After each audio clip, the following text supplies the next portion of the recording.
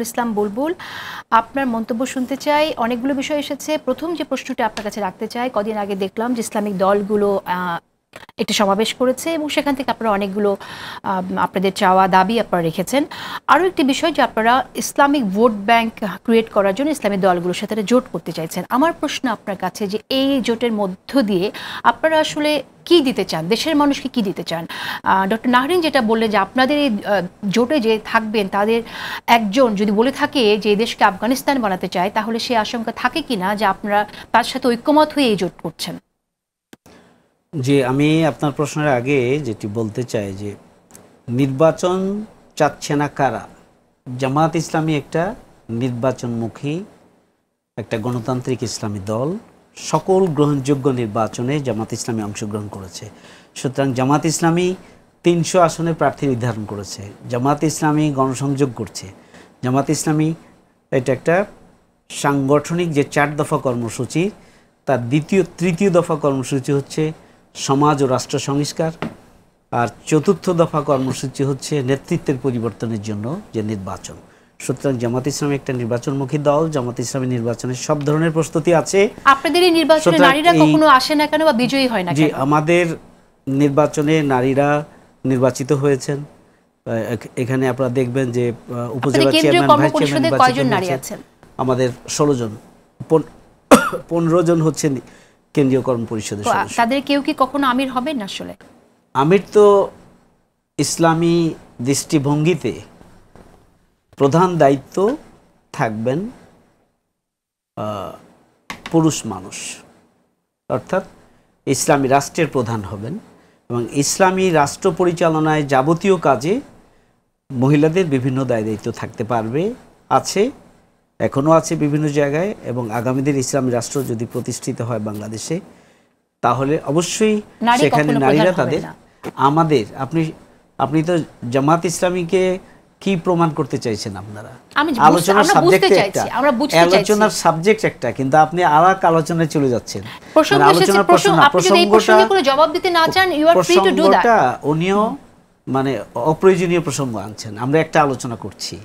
আপনি কি জানেন যে জামাত ইসলামী এই প্রসঙ্গে কথা বলতে স্বস্তি বোধ করছেন না? নো, আমি বলছি যে আমরা তো একটা প্রসঙ্গে আলোচনা করছি, বাট মাঝখানে আরেকটা নিয়ে আসা হলো। আমি বলছি যে জামাত ইসলামী বাংলাদেশে আপনি যদি কথা বলেছেন আপনি বলবেন এখানে, আমি আপনাকে সময় দেব বলার। না, আমাকে আগে উত্তর দিতে দেন। 43% হচ্ছে নারী সদস্য জামাত ইসলামী। 43% আমাদের যে সদস্য যারা শপথের জনশক্তি, অর্থাৎ আমাদের জামাত ইসলামী বাংলাদেশের যারা সাংবিধানিক সদস্য, তাদের 43% হচ্ছে নারী। আমাদের গোটা বাংলাদেশের তৃণমূল পর্যন্ত পুরুষ এবং নারীদের সংগঠন না দেখবেন না কেন? গাজা ইস্যুতে আন্দোলন করেছে, নারী ইস্যুতে না, কখনো যে আমাদের এই যে আমরা আলোচনা করি আমাদের শোগুলোতে কখনো আমরা পাই না। এটা আপনারা দেখেন, টক শোগুলোতেও নারীদের যাওয়ার সুযোগ আছে এবং নারীরা যান। আপনারা হয়তো দাওয়াত দিতে না, আমরা খুঁজে পাই না কাউকে। আমরা দাওয়াত দিতে চাই, আমরা পাই না। আপনারা যোগাযোগ করবেন, পাবেন।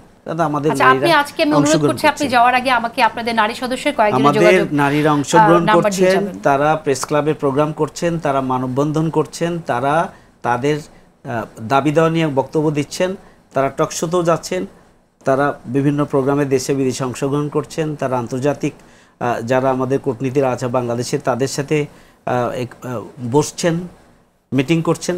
এগুলো আমাদের কার্যক্রম। আমরা ফিরে আসবো ঠিক যে প্রশ্নটি আপনার কাছে ছিল যে আপনারা যে জোট করছেন সেই জোটের মধ্যে দিয়ে বাংলাদেশের মানুষকে কি দিতে চান। তবে আমাকে একটা ব্রেকে যেতে হবে, আপনি যদি খুব সংক্ষেপে উত্তর দেন এখানে তা আমরা এক মিনিটে শুনতে চাই। আমি যেটা বলছিলাম যে আমরা যে ইসলামী দলের একটি প্রোগ্রামে আমিরে জামাত, সেখানে আমাদের জামাত নেতৃবৃন্দ সেখানে উপস্থিত ছিলেন। সেখানে তারা কোন রাষ্ট্র প্রতিষ্ঠিত করতে চায় এটা যে আরেকটা, ওইটা তো ওখানে কোনো আলোচনার বিষয় ছিল না, সাবজেক্ট ছিল না। এখন আফগান বা আফগান স্টাইলে বাংলাদেশে তারা কার্যক্রম পরিচালনা করতে চায়, এটা তাদের দলীয় কর্মসূচি। তো একটা প্রোগ্রামে অংশগ্রহণ তো সেই দলের সব কিছুকে ওন করার নয়, এক নম্বর কথা। দুই নম্বর হচ্ছে আমরা তো বিএনপির সাথে একসাথে ছিলাম, তো বিএনপি তো আমাদের সাথে ছিল, তাহলে আমাদের মানে আদর্শ তো বিএনপি লালন করে না, তা আমরা একসাথে জোট করেছি। আর আপনার প্রশ্নটা ভুল হয়েছে। আগামী দিনে মানে অন্যান্য ইসলামী দল জোট করার চিন্তা করছে না। অন্যান্য ইসলামী দল সহ দেশপ্রেমিক রাজনৈতিক দলগুলো একটা সমঝোতার ভিত্তিতে ইলেকশন করার জন্য যোগাযোগ চলছে, যেমনি ভাবে বিএনপি করছে। বিভিন্ন সমাবেশে বলে যে আপনি ইসলামিক দলগুলো না, সবাই জোট মিলে না, একটা জোটের ব্যাপার না। এক হয়ে আপনারা কাজ করতে চান, এটা না, ভোট আমার ব্যাংক মনে হয় করতে চান। জোটের বক্তব্য জামাত ইসলামী দেয় নাই এবং জোটের কোনো আলোচনাও নাই। সমঝোতার ভিত্তিতে বিএনপি যেমন বিভিন্ন রাজনৈতিক দলের সাথে যোগাযোগ করে আগামী দিনে একসাথে চলার চিন্তা করছে, আমরাও জামাত ইসলামী আমরা বিভিন্ন ইসলামী দল সহ অন্যান্য রাজনৈতিক দলের সাথে যোগাযোগ করে আমরা সমঝোতার ভিত্তিতে আগামী দিনে নির্বাচনের আমরা চিন্তা করছি। আমরা কোনো জোটের চিন্তা আমরা করছি না। তাহলে কি এটা আপনি বলতে চান যে ইসলামিক দলগুলো জোট করছে না? না, এখন তো জোটের কোনো আলোচনা নেই।